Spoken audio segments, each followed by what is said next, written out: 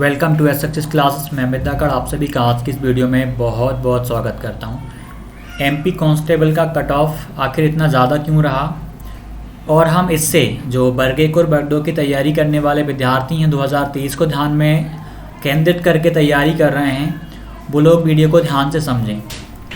इसमें हम बात करेंगे, देखिए एमपी कांस्टेबल के यदि कट ऑफ की बात करें तो पहले जो एग्ज़ाम हुआ था 17 में कम गया था, यूआर की बात कर रहे हैं, और इस बार 80 के समथिंग कट ऑफ गया यूआर का, 80 के समथिंग। यानी पहले से आप देखेंगे तो कट ऑफ में इंक्रीमेंट हुआ है और पेपर डिफ़िकल्ट हुआ था इस बार। 2017 का पेपर आप देखेंगे तो आसान था, और आप यदि इस बार का पेपर देखेंगे तो पहले की तुलना में काफ़ी डिफ़िकल्ट पेपर आया था इस बार का एमपी कांस्टेबल, लेकिन फिर भी कट ऑफ का ज़्यादा जाना।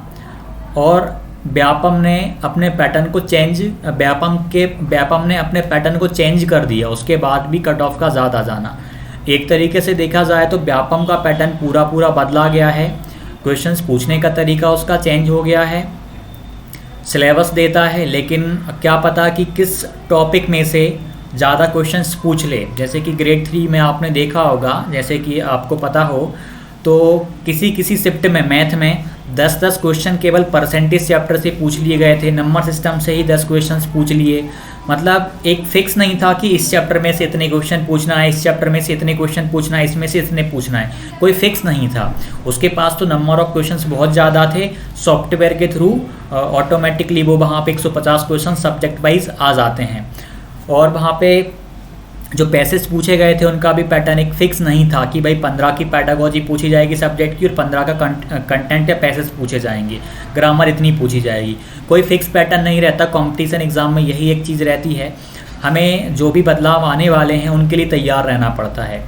अब जैसे हम ग्रेड 1 और ग्रेड 2 की बात करें जो अब आगे एग्ज़ाम होंगे, अभी ये 2018 का पैटर्न आप देखेंगे, पेपर देखेंगे तो थोड़ा सिंपल आपको नज़र आएंगे देखने में, लेकिन वैसे ही जैसे ग्रेड 3 का आप पुराना पेपर देखेंगे उसका पेपर आसान था, वैसे ही इस बार का पेपर आसान नहीं था। रीज़न क्या है कि पैटर्न बदला, पैटर्न बदलने के साथ साथ वो पेपर जो था बहुत ही ओल्ड था, तो काफ़ी लोगों ने, काफ़ी विद्यार्थियों ने पुराने पैटर्न को फॉलो किया था और केवल सिलेबस के अकॉर्डिंग उन्होंने तैयारी करी थी, तो इस वजह से भी उनको एक नुकसान हो गया था।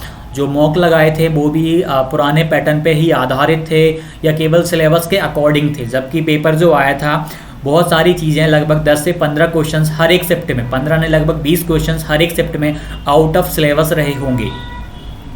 सिलेबस में मतलब एक तरीके में देखा जाए सिलेबस में ही से रहे होंगे, लेकिन बहुत ज़्यादा डिफ़िकल्ट रहे होंगे और उनका डिफ़िकल्टी लेवल बहुत ज़्यादा हाई रहा था। तो इस बार भी आपको जो भी एक्सपेक्टेड चेंजेस हैं ग्रेड 1 और ग्रेड 2 के लिए आपको रहना पड़ेगा।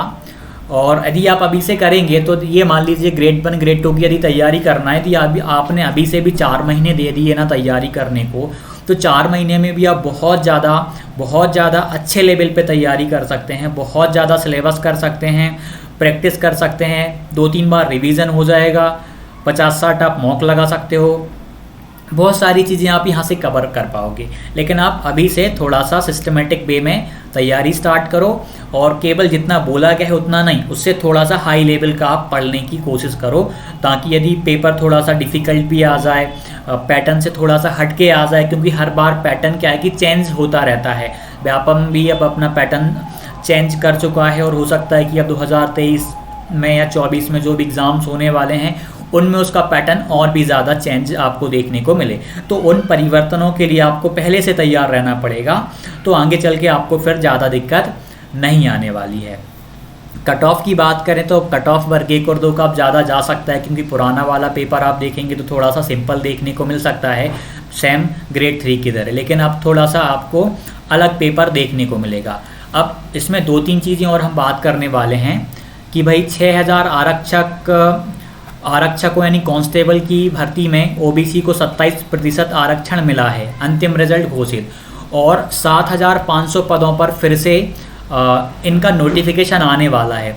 तो बहुत सारे विद्यार्थी तो ऐसे होंगे जो कांस्टेबल की तैयारी में लग जाएंगे, तो यानी टीचिंग वालों का कंपटीशन थोड़ा सा कम जाएगा, यानी यहाँ से लोग बटेंगे, अलग अलग डायरेक्शन में जाएंगे।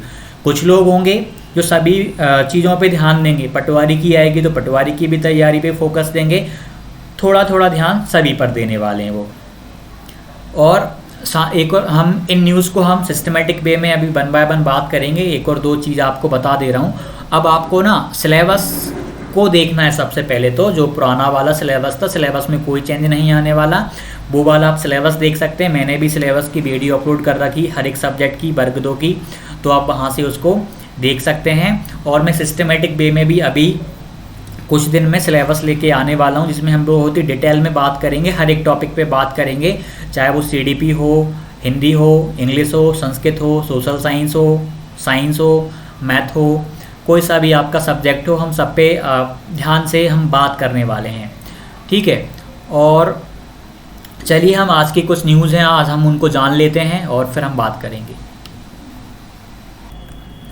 आइए आज हम ये न्यूज़ देख लेते हैं, उसके बाद हम आगे बात करेंगे। पुलिस आरक्षक भर्ती के परीक्षा परिणाम हुआ घोषित। अब 7,500 अतिरिक्त पदों पर भी होगी भर्ती। नवंबर में इसका नोटिफिकेशन आ जाएगा, हो सकता है कि अप्रैल तक इसके एग्ज़ाम भी हो जाएं। तो जो भी कांस्टेबल की तैयारी में लगे हैं वो लोग अपनी मेहनत को डबल कर दें, अपनी मेहनत को ज़्यादा कर दें। मध्य प्रदेश कर्मचारी चयन मंडल व्यापम ने नाम परिवर्तित है अब तो, शनिवार को पुलिस आरक्षक के 6,000 पदों को भरने के लिए आयोजित की गई परीक्षाओं का अंतिम परिणाम जारी कर दिया है। इसके साथ ही 7,500 अतिरिक्त पदों के भरे जाने के लिए रूल बुक का भी अनुमोदन कर दिया, यानी रूल बुक आपको जल्द ही देखने को मिलने वाली है। मध्य प्रदेश पुलिस में आरक्षकों के 6,000 पदों की भर्ती की प्रक्रिया का कार्य पूर्ण कर ली गई है। शनिवार को मध्य प्रदेश कर्मचारी चयन मंडल ने परीक्षा परिणाम यानी चयन सूची घोषित कर दी है, जिसे बोर्ड की वेबसाइट पर देखा जा सकता है। 7,500 पुलिस आरक्षक भर्ती में मुख्यमंत्री शिवराज सिंह चौहान की घोषणा अनुसार 50% अंक लिखित परीक्षा के और 50% अंक शारीरिक परीक्षा के मापदंड और प्रावधान अनुमोदित रूल बुक में शामिल किए गए हैं। नवंबर माह में ही उक्त पुलिस आरक्षक के 7,500 पदों की भर्ती का विधिवत विज्ञापन जारी किया जाना तय किया गया है। मध्य प्रदेश कर्मचारी चयन मंडल द्वारा पुलिस मुख्यालय, गृह पुलिस विभाग, मध्य प्रदेश शासन के आरक्षक संवर्ग की भर्ती हेतु चयन परीक्षा 2020 का आयोजन 8 जनवरी 2022 से 17 फरवरी 2022 तक मध्य प्रदेश के 13 शहरों में किया गया था। इसका पहला परीक्षा परिणाम 23 मार्च 2022 को घोषित किया गया था।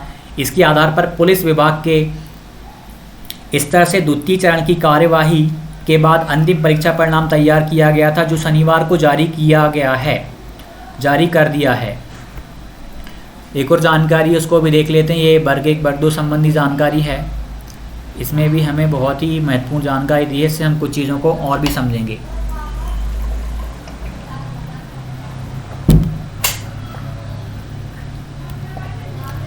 चयनित अभ्यर्थी 2024 तक रहेंगे पात्र। 14,000 पदों पर भर्ती की तैयारी।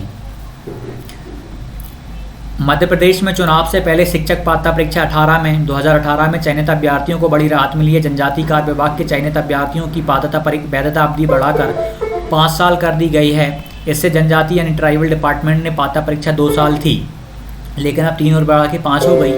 अब चयनित अभ्यर्थी 5 साल यानी साल 2024 तक के लिए पात्र रहेंगे। इस संदर्भ में जनजातीय कार्य विभाग ने नोटिफिकेशन जारी कर दिया है।